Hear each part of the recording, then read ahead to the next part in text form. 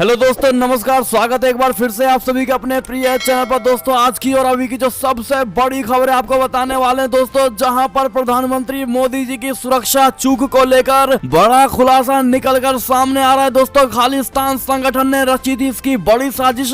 बताएंगे दोस्तों आखिर पूरा वाकया कल से लेकर अब तक में क्या है ये बड़ी खबर। दोस्तों, पीएम जी के काफिले को रोकने के पीछे का सबसे बड़ा खुलासा क्या है, साथ में आपको बताएंगे जहाँ स्पीकर का भी इस्तेमाल हुआ है। दोस्तों, आप भी खबर सुनकर दंग रह जाएंगे। आखिर कितना बड़ा दोस्तों प्लानिंग किया गया था मोदी जी के काफिले को और मोदी जी के गाड़ी को रोकने के लिए। दोस्तों, साथ ही बताएंगे जहां पर अमित शाह जी ने भी अब इस पर खुद से संज्ञान लिया है दोस्तों, और जवाबदेही तय होगी जैसी बातें कही गई हैं। और प्रधानमंत्री की सुरक्षा चूक पर खुद कांग्रेसी नेता ने ही अपने ही पार्टी को घेरा है दोस्तों, यानी कांग्रेस को ही खुद कांग्रेसी नेता ने घेरा है। बताएंगे क्या कहा है दोस्तों। साथ ही अमरिंदर सिंह का भी बड़ा सवाल और बड़ा जवाब दोस्तों कांग्रेस पार्टी को लेकर निकलकर सामने आ रही है। और योगी जी ने भी पंजाब सरकार ने खिलवाड़ किया है और देश से माफी मांगे कांग्रेस, ऐसी बातें कही है दोस्तों। साथ ही आपको भारतीय वायुसेना को मिला रूस का बड़ा तोहफा। बताएंगे कैसे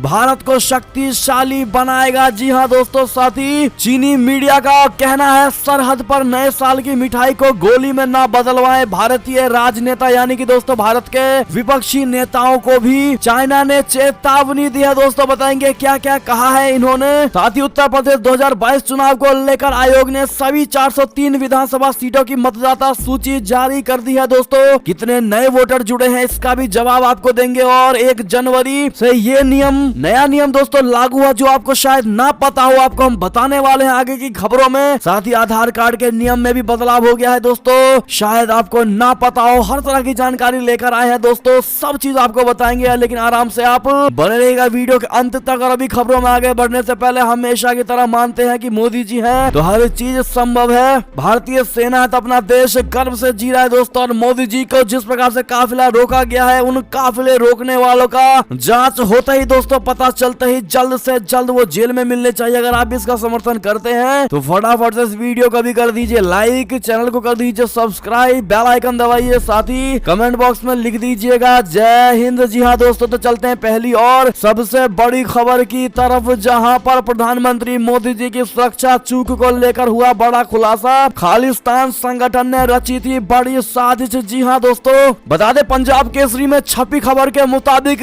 एजेंसियों के सूत्रों ने खुफिया जानकारी दी है दोस्तों, और कहा है कि खालिस्तान समर्थक संगठन सिख फॉर जस्टिस ने प्रधानमंत्री नरेंद्र मोदी जी के पंजाब में फिरोजपुर दौरे से कुछ दिन पहले ही लोगों से उनकी यात्रा का विरोध करने को कहा था। मोदी जी बुधवार को फिरोजपुर में विकास परियोजनाओं का शिलान्यास करने के लिए जा रहे थे कि एक फ्लाईओवर पर लोगों द्वारा रास्ता रोके जाने के कारण उन्हें अपना कार्यक्रम स्थगित करके वापस लौटना पड़ा। आपको बता दें कि सिख फॉर जस्टिस संगठन के तथा कथित जनरल काउंसिल गुरु पतवंत सिंह पन्नूत द्वारा जारी वीडियो में वो लोगों से 5 जनवरी को प्रधानमंत्री की यात्रा के विरोध में शो द शू प्रदर्शन करने को कह रहे थे दोस्तों। और वीडियो में पन्नून ने आरोप लगाया है कि प्रधानमंत्री 3700 से भी अधिक किसानों की मौत के जिम्मेदार हैं। पन्नून ने इस विरोध प्रदर्शन के लिए 1 लाख अमेरिकी डॉलर तक देने की पेशकश भी की थी दोस्तों। वीडियो में खालिस्तान समर्थक पन्नून ने पंजाब के लोगों से खालिस्तान जन मत संग्रह के लिए अभियान चलाने और पंजाब से भारतीय सुरक्षा बलों को भगाने का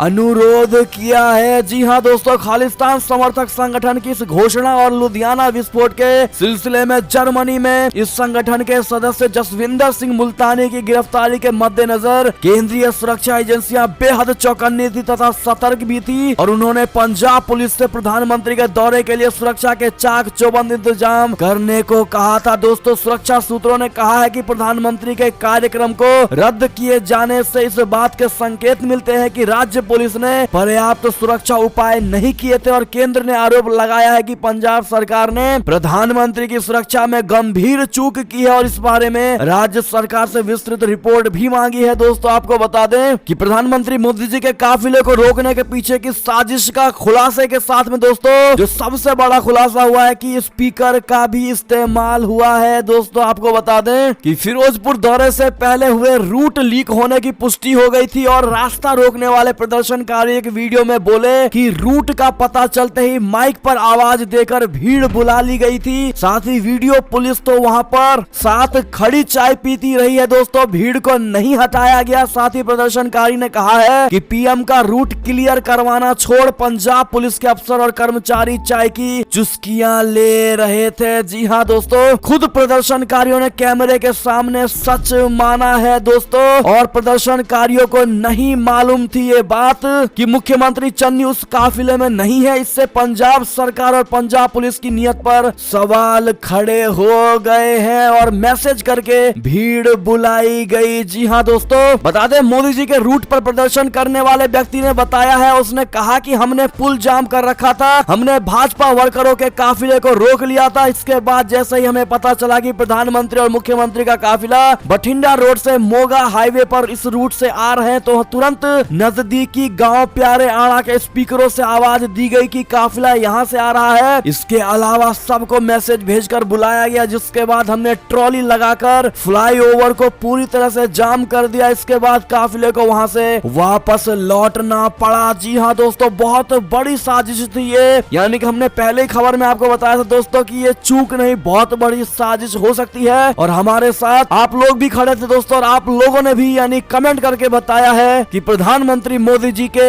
इस काफिले को रोकने के लिए ये चूक नहीं बल्कि बहुत बड़ी साजिश थी। आप सभी का धन्यवाद दोस्तों, क्योंकि आप सभी ने जो बात कही है कमेंट में दोस्तों एकदम सही कही है, और जिन्होंने नहीं कहा है दोस्तों वो कमेंट में जरूर कहिएगा। देखते हैं कितने भाई बहन इस बात को मानते हैं कि ये साजिश थी। साथ ही आपको बता दें दोस्तों कि प्रधानमंत्री जब वहां से लौटे तो उन्होंने सुरक्षा अधिकारियों से कहा कि सीएम को धन्यवाद कहना, मैं जिंदा लौट पाया। जी हाँ दोस्तों, समाचार एजेंसी एएनआई के अनुसार बठिंडा एयरपोर्ट पर पीएम ने अफसरों से कहा कि अपने सीएम को धन्यवाद कहना कि मैं जिंदा लौट पाया। तो वहीं सूत्रों के अनुसार पंजाब सरकार ने फिरोजपुर और फरीदकोट के एएसपी एसएसपी निलंबित कर दिए हैं दोस्तों। साथ ही आपको बता दें इसको लेकर जो बात विवाद की बड़ी खबर आ रही है, जहां पर एक्शन में है केंद्र सरकार। एमएचए ने मांगी भारी रिपोर्ट और अमित शाह जी ने कहा कि जवाबदेही तय करेंगे। जी हाँ दोस्तों, बता दें कि अमित शाह जी ने ट्वीट करके कहा है गृह मंत्रालय ने पंजाब में पीएम मोदी के सुरक्षा उल्लंघन पर विस्तृत रिपोर्ट मांगी है। प्रधानमंत्री के दौरे में सुरक्षा प्रक्रिया में इस तरह की लापरवाही पूरी तरह से अस्वीकार्य है और जवाबदेही तय की जाएगी। आप अमित शाह जी का ये ट्वीट देख पा रहे होंगे दोस्तों।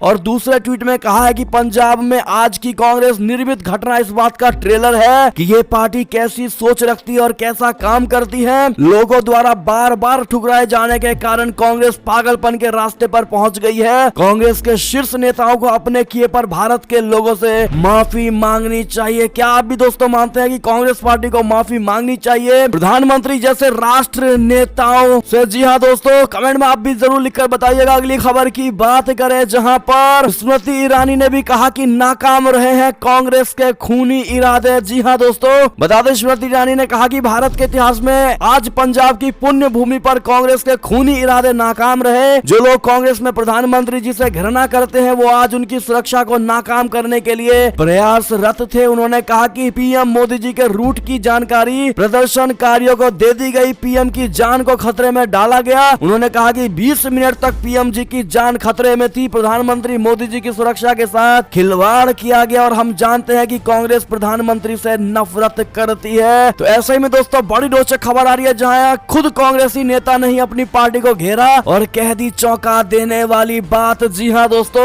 हम बात कर रहे हैं पंजाब कांग्रेस के वरिष्ठ नेता सुनील जाखड़ की। पीएम मोदी की सुरक्षा में चूक की खबर सामने के आने के बाद कुछ देर बाद ही जाखड़ ने अपनी ही पार्टी की सरकार को निशाने पर ले लिया। और आपको बता दें दोस्तों कि उन्होंने ट्वीट करके कहा है कि आज जो भी कुछ हुआ वो स्वीकार्य नहीं है, ये पंजाबियत के खिलाफ है। और फिरोजपुर में प्रधानमंत्री एक राजनीतिक रैली को संबोधित करने वाले थे और इसके लिए सुरक्षित रास्ता सुनिश्चित होना चाहिए था। लोकतंत्र इसी तरह से काम करता है। यानी कि दोस्तों खुद कांग्रेसी कांग्रेस को घेर रहे हैं, यानी कि इससे बड़े और बुरे दिन एक कांग्रेस पार्टी के लिए क्या हो सकता है। दोस्तों आपकी क्या राय सुझाव होगी इस पर कमेंट करके जरूर बताइएगा। साथ ही अमरिंदर सिंह ने की है पीएम की सुरक्षा में जहां चूक हुई वहां से 10 किलोमीटर दूर है पाकिस्तान। पंजाब में राष्ट्रपति शासन की है अमरिंदर सिंह ने मांग। जी हाँ दोस्तों, अमरिंदर सिंह ने राज्य में राष्ट्रपति शासन लगाने की मांग की है दोस्तों। और उन्होंने कहा कि चरणजीत सिंह चन्नी के नेतृत्व वाली सरकार राज्य में कानून व्यवस्था सुनिश्चित करने में पूरी तरह विफल रही है, इसीलिए राष्ट्रपति शासन लगना चाहिए। क्या आप भी मानते दोस्तों, क्या पंजाब में राष्ट्रपति शासन तुरंत प्रभाव से लगा देना चाहिए दोस्तों? हाँ या ना में जवाब जरूर दीजिएगा। और चन्नी सरकार को आप किस नजरिए से देखते हैं दोस्तों, कमेंट करके जरूर बताइएगा। बात करें अगली खबर की, जहां पर मुख्यमंत्री योगी आदित्यनाथ ने भी कहा कि पंजाब सरकार ने खिलवाड़ किया है, देश से माफी मांगे कांग्रेस। जी हाँ दोस्तों, साथ ही शिवराज सिंह चौहान ने भी कहा कि गांधी परिवार और कांग्रेस ने प्रधानमंत्री की सुरक्षा से खिलवाड़ किया है। जी हाँ दोस्तों, उन्होंने कहा कि गांधी परिवार और कांग्रेस सरकार ने प्रधानमंत्री ही नहीं बल्कि देश की सुरक्षा के साथ खिलवाड़ किया है। देश की जनता इसके लिए उसे कभी माफ नहीं करेगी। जी हाँ दोस्तों, साथ ही आपको बता दें दोस्तों कि काफी टाइम बाद फिर सीएम चन्नी का भी बयान आया। चन्नी ने कहा कि प्रधानमंत्री की सुरक्षा में कोई चूक नहीं हुई है, कोई ना कोई सड़क पर प्रदर्शन करने आ जाता है। जी हाँ दोस्तों, आप देख पा रहे होंगे कितना ये गैर जिम्मेदाराना बयान दोस्तों चन्नी द्वारा दिया गया है। एक मुख्यमंत्री पद पर होने के बावजूद भी दोस्तों इस प्रकार के गैर जिम्मेदाराना बयान एक मुख्यमंत्री के मुंह से शोभा नहीं देता। आप लोग क्या कहना चाहेंगे बताइएगा जरूर, क्योंकि पूरा प्रशासन दोस्तों इनके हाथ में है और इसके बावजूद भी कोई ना कोई सड़क पर प्रदर्शन करने आ जाता है। इस प्रकार की बयानबाजी चन्नी द्वारा यानी सीएम द्वारा किया जा रहा है। आपका जवाब तो बनता है दोस्तों, कमेंट में जरूर बताइएगा। बात करें अब अपनी विदेशी नीति की खबरों की तरफ, जहां पर भारतीय वायुसेना को मिला रूस का बड़ा तोहफा।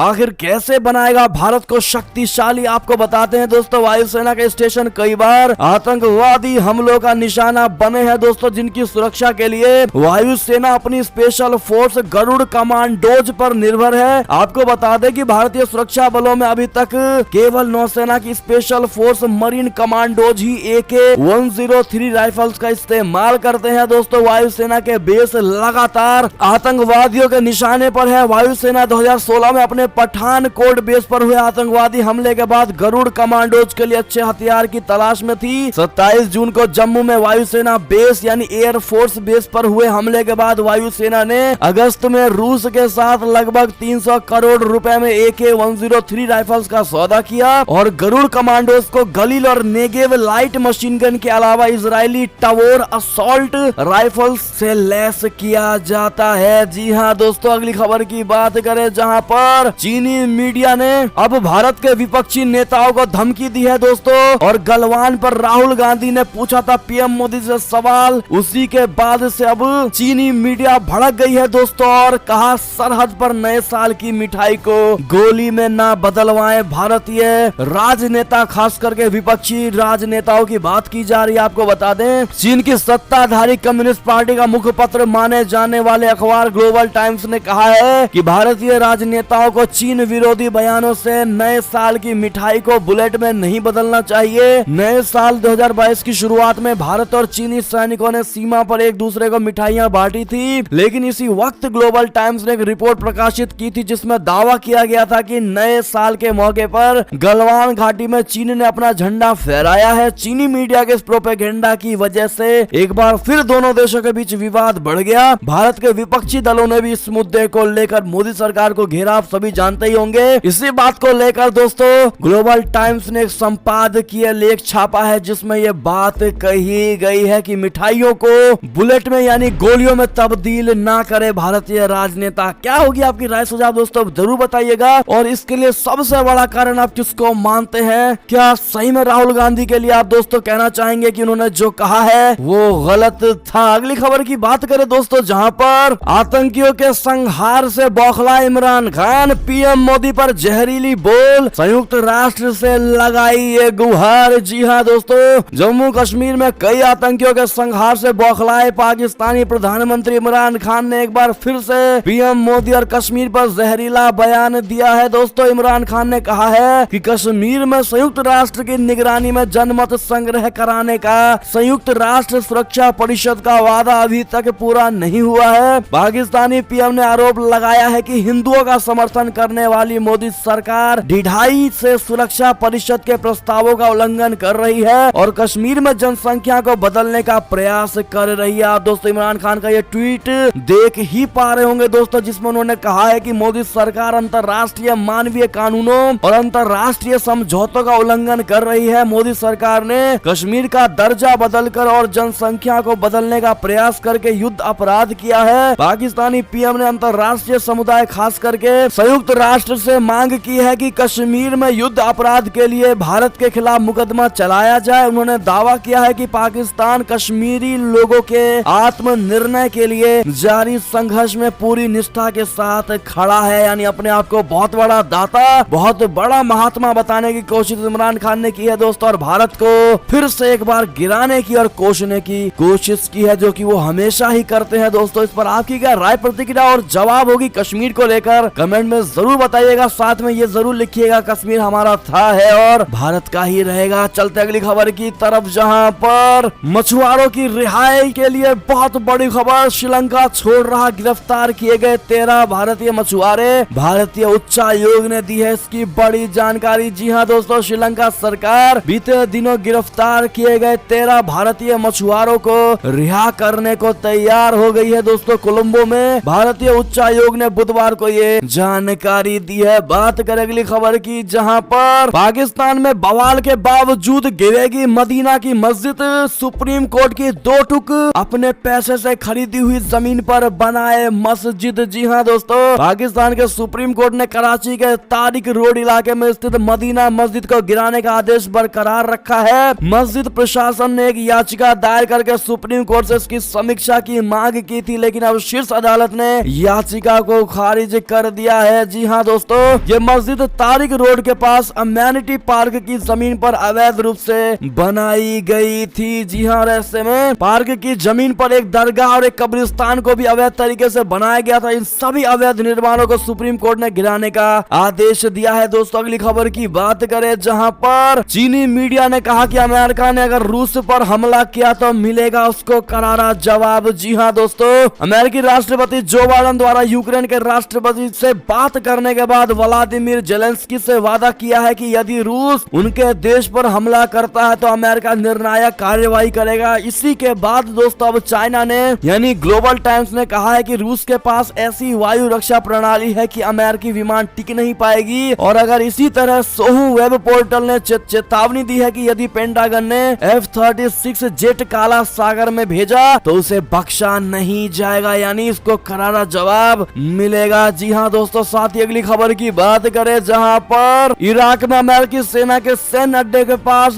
बड़ा रॉकेट हमला किया गया है दोस्तों। बगदाद एयरपोर्ट को भी बनाया गया है निशाना। जी हां, इराक में अमेरिकी सेना के सैन्य अड्डे यानी यूएस आर्मी बेस के पास में रॉकेट हमला हुआ है दोस्तों। अगली खबर की बात करें, जहां पर अमेरिका में नौसेना में परमाणु जहाज की पहली महिला कमांडर। जी हां, अमेरिकी नौसेना के इतिहास में पहली बार एक परमाणु जहाज की कप्तानी एक महिला कमांडर को सौंपी गई है। अमेरिकी नौसेना में लड़ाकू जहाजों पर पहली बार 1994 में महिलाओं को तैनात किया गया था और परमाणु हथियारों से लैस अमेरिकी नौसेना का लड़ाकू जहाज USS अब्राहम लिंकन इसी सप्ताह कैप्टन एमी बाउन स्मिथ की कप्तानी में सान डिएगो से निकला। जी हां दोस्तों, ऐसे में इस महिला कमांडर को कांग्रेचुलेशन, ऑल द बेस्ट जरूर कह दीजिएगा दोस्तों। अगली खबर की बात करें, जहां पर ब्रिटेन में अब किया जा सकेगा कौओं का कत्ल। जी हां दोस्तों, इंग्लैंड में अब जंगली पक्षियों, कौओं आदि का कत्ल किया जा सकता है। शिकार के लिए पाले जाने वाले पक्षियों की हिफाजत के लिए जंगली पक्षियों को कत्ल करने की इजाजत दे दी गई है दोस्तों। अगली खबर की बात करें, जहां पर अब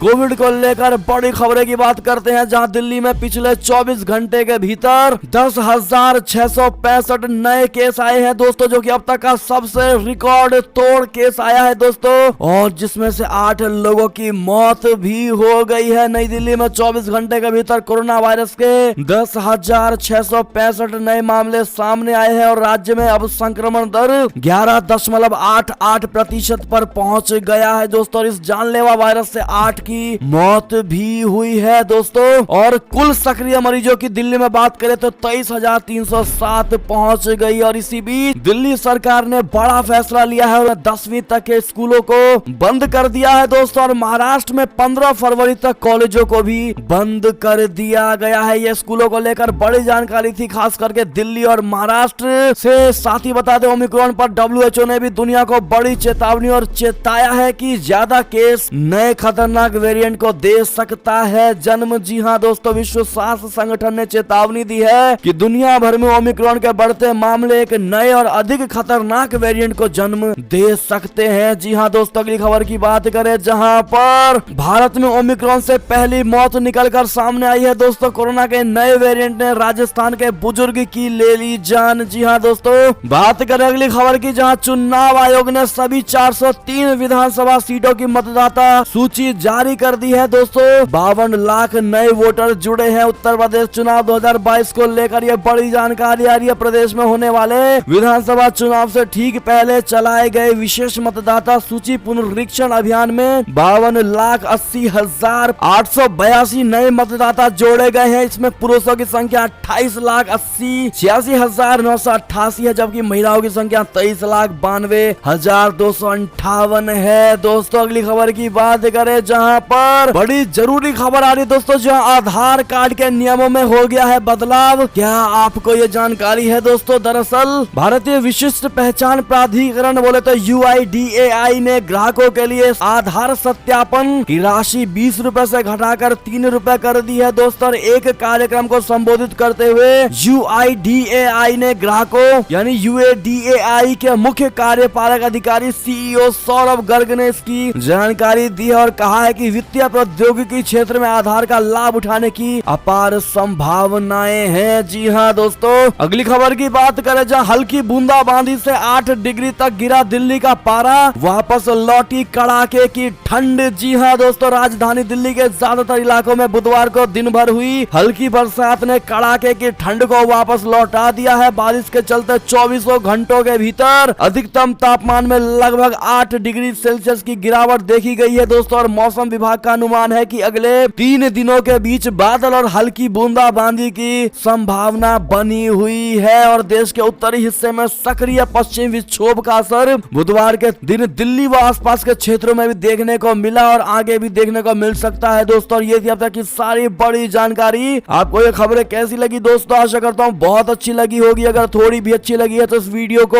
अभी अपने भाई बंधुओं में व्हाट्सएप, फेसबुक, ट्विटर के जरिए पूरे भारत में शेयर करना बिल्कुल मत भूलिएगा दोस्तों। और अभी कर दीजिए इस वीडियो को लाइक, चैनल को कर दीजिए सब्सक्राइब, बेल आइकन दबाइए, साथ ही कमेंट बॉक्स में लिख दीजिएगा जय हिंद जय भारत। तो मिलते हैं आपसे अगली बड़ी खबर में दोस्तों, तब तक के लिए अपना ख्याल रखिएगा। बहुत बहुत धन्यवाद साथ देने के लिए, साथ बने रहने के लिए। और दोस्तों, खबरों का सिलसिला लगातार हमारे चैनल पर जारी है, तो अपडेट रहना बिल्कुल मत भूलिएगा। अगले खबर का इंतजार करिएगा दोस्तों। और मोदी जी को लेकर जिस प्रकार की साजिश रची गई थी, अपना कमेंट करना और इस वीडियो को शेयर करना कृपया करके मत भूलिएगा और लाइक अवश्य कर दीजिएगा दोस्तों। मिलते हैं अगली खबर में। बहुत बहुत धन्यवाद। जय हिंद जय भारत, वंदे मातरम।